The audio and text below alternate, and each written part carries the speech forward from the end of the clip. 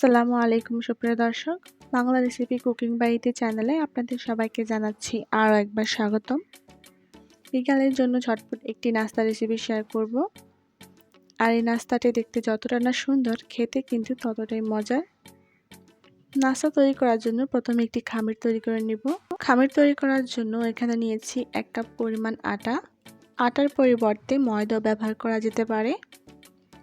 Half চা চামচ পরিমাণ লবণ ও হাফ চা চামচ পরিমাণ কালো জিরা দিয়ে দিচ্ছি। লবণ আর কালো জিরাটাকে কিছুক্ষণ আটার সাথে মাখিয়ে নিচ্ছি। দিয়ে দিচ্ছি 2 টেবিল চামচ পরিমাণ রান্নার রেগুলার তেল। এবার তেলটাকে আটার সাথে খুব ভালোভাবে মিশিয়ে নিচ্ছি। যখন এরকম দলা পাকানো যাবে তখন বুঝতে হবে যে খামিরের জন্য আটাটা রেডি। এবার কুসুম গরম পানি অল্প অল্প করে মিশিয়ে একটি সফট ডো তৈরি করে নেব। এবার এটাকে ঢাকনা দিয়ে ঢেকে রাখছি 10 মিনিটের জন্য। আর এর ফাঁকে আমরা সমোসার জন্য পুর তৈরি করে নিব। প্যানে আমি পর্যাপ্ত পরিমাণ তেল দিয়েছি আর একটা পেঁয়াজ কুচি করে দিয়েছি। পেঁয়াজটা যখন এরকম লালচে কালার হয়ে আসবে ওই পর্যায়ে দিয়ে দিচ্ছি কাঁচামরিচ কুচি। আপনারা আপনাদের টেস্ট অনুযায়ী ঝালের পরিমাণটা বাড়িয়ে কমিয়ে নেবেন। চাইলে কাঁচামরিচের পরিবর্তে চিলি ফ্লেক্সও ব্যবহার করা যেতে পারে।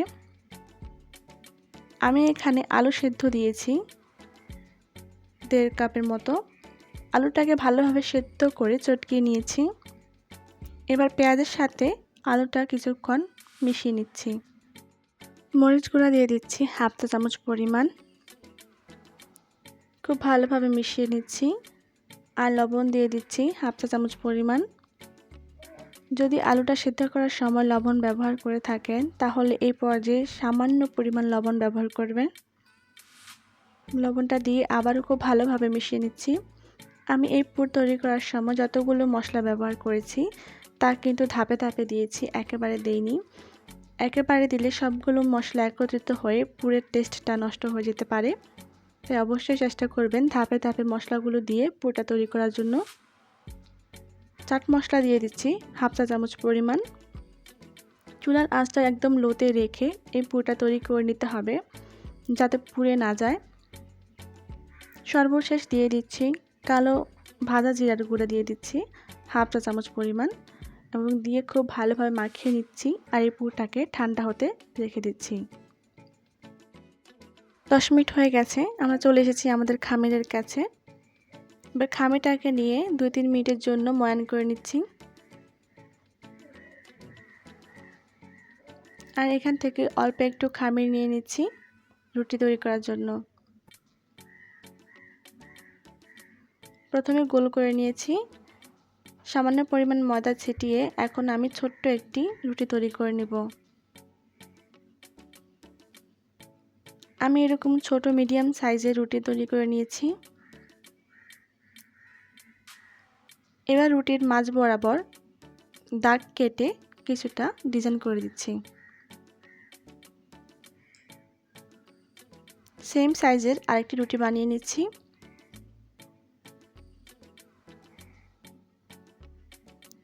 আর এই রুটির মাঝ বরাবর দিয়ে দিচ্ছি তৈরি করে ঠান্ডা করে রাখা আলুর পুর। একটু স্তূপ করে দিতে হবে।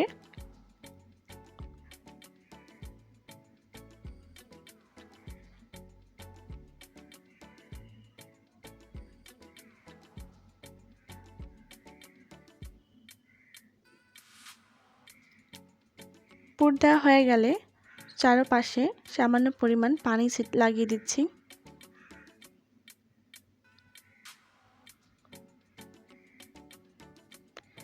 আর তৈরি করে রাখা রুটিটা এর উপর বসে চাপ দিয়ে দিচ্ছি।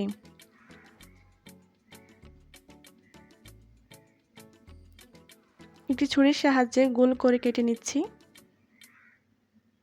যদি বড় সাইজের কোনো কুকি কাটার থাকে তাহলে অবশ্যই ওটার সাহায্যে গোল করে কেটে নেবেন। এবার হাত দিয়ে খুব ভালোভাবে চেপে নিচ্ছি। ছুরির যে পেছনের যেই দাগটা থাকে আমি ওইটা দিয়ে কিছুটা ডিজাইন করে নিচ্ছি।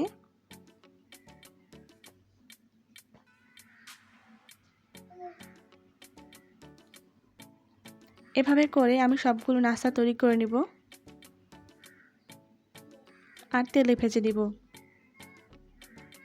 সমুচা ভাজার জন্য আমি এখানে পরিমাণ মতো তেল নিয়েছি। তেলটা যখন হালকা গরম হয়ে আসবে ওই পর্যায়ে দিয়ে দিচ্ছি নাস্তাগুলো। বেশি গরম তেলে এগুলো ভাজা যাবে না, এতে করে পুড়ে যেতে পারে। অল্প আঁচে আস্তে আস্তে এগুলো ভাজতে হবে লালচে করে।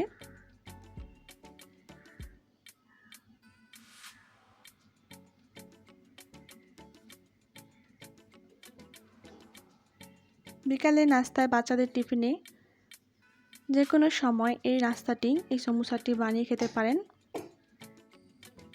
নাস্তাটি দেখতে যতটা সুন্দর, খেতে কিন্তু ততটাই মজার।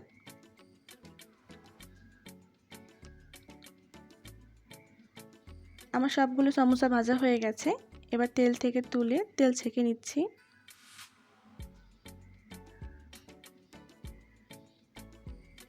আর গরম গরম পরিবেশন করছি। আশা করছি রেসিপিটি আপনাদের কাছে ভালো লেগেছে এবং সহজ লেগেছে। রেসিপি ভালো লাগলে প্লিজ একটি লাইক করবেন। আর আপনি যদি আমার চ্যানেলে নতুন হয়ে থাকেন প্লিজ একটি সাবস্ক্রাইব করে দিবেন। আর আপনি যদি কাজটি অলরেডি করে থাকেন আপনাকে অসংখ্য ধন্যবাদ। আল্লাহ হাফেজ। আসসালামু আলাইকুম।